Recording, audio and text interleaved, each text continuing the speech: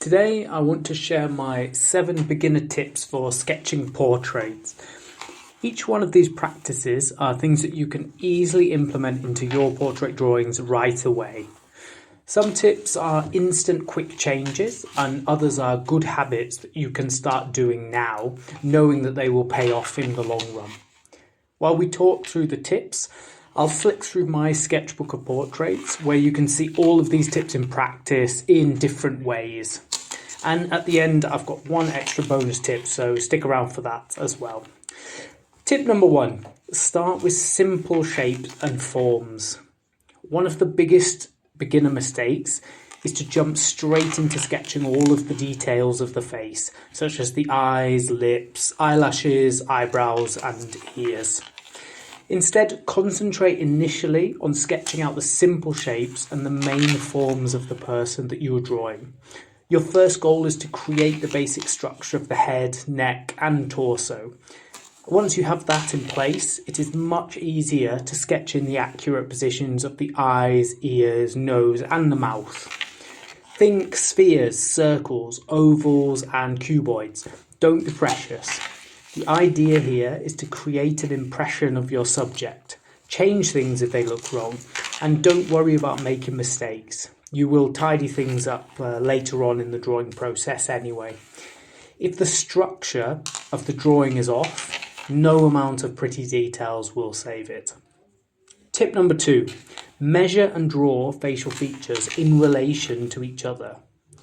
When drawing, a good rule of thumb is that you should always spend more time looking than drawing. During the time you spend looking, measure the different parts of the face, head, neck and torso against each other. Use a pencil, hold it up and see which parts line up with the others. Imagine a grid on top of the image that you see in front of you. Perhaps the corner of the eye matches up with the edge of a smile, or the top of the ear is on the same horizontal line as the right eyebrow, for example. By doing this, you can build up an accurate drawing of your subject. This will also allow you to discover the mistakes in your work. Measuring and looking will show you which parts are wrong, so you can then fix them. The process of measuring and looking should be applied to every phase of your drawing. Keep doing it until it becomes a habit, and use it when you are building up the initial structure of the portraits, as we discussed in tip number 1. Take a look at the British artist Ewan Uglow for a great example of how to build structural frameworks of these kinds in drawings. He often leaves all of these markers, points and lines in his work, so you can get a good impression of how he built up his drawings and his paintings. Tip 3, start with soft lines. Start out with soft, light lines to define the structure and composition of your portrait. Once you are happy with the overall composition and placement of the facial features, then start drawing with darker and more expressive lines. This allows you to make all the mistakes first, correct them, then finalise the work in your own style. Think of this first stage like the rough first draft that you will then define later on. Feel free to go back and forth between these stages whenever you like. Portraits that are built up in many layers of sketching and erasing through contrasting light and dark pencil lines will often have much more character and depth anyway. Giacometti is an excellent artist to look at here if you need some inspiration. He would often draw and erase his work hundreds of times before he was happy with how it looked. Tip number 4, use the advantages of your tools. Before you start a portrait, take some time to think about what advantages your chosen materials will give you. For example, using watercolours won't give you incredibly sharp lines, but you will be able to get fantastic washes of colour and tone. Charcoal is great for creating atmosphere and characterful lines. A fine point ink pen offers precise lines. Oil pastels can be worked and reworked over and over again. Think about your goal, style and working process and choose the right tool for the job. The more you experiment with different ways to draw, the more you will understand the respective properties and advantages of each one.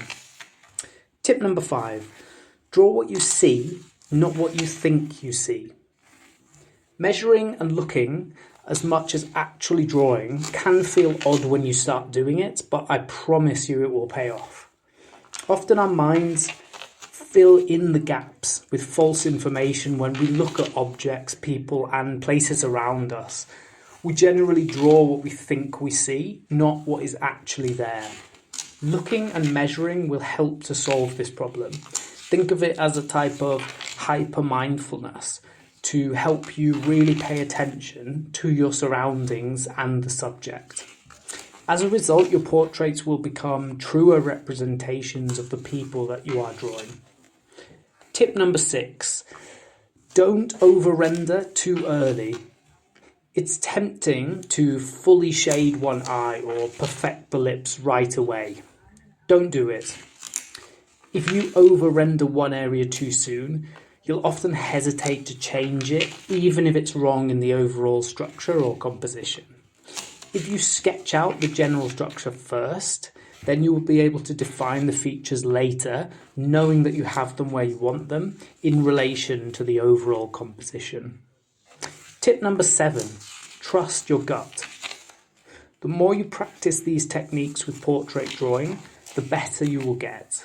You will become faster at measuring, and critiquing mistakes will feel like second nature. The more materials and tools you test, the wider the variety of mark making you'll understand. The time you spend drawing portraits will compound into an instinctual feeling for what you should do when sketching and how you should draw. So listen to this gut feeling. It is the amalgamation of all this time and trial and error. If something feels wrong about a drawing, listen to what your gut is saying. If a drawing feels like it's finished after only a few lines and your gut is telling you that the personality of the subject has already been captured, then just stop drawing right there and then. In short, trust your gut. And for the one bonus tip is use a mirror. Now, this is a simple but effective way to find mistakes instantly. If you're struggling with a portrait, pick it up and go and stand in front of a mirror whilst holding the artwork. The different perspective will reveal any problems with the structure, composition, or artwork in general. You can then start drawing again with fresh eyes and a new perspective.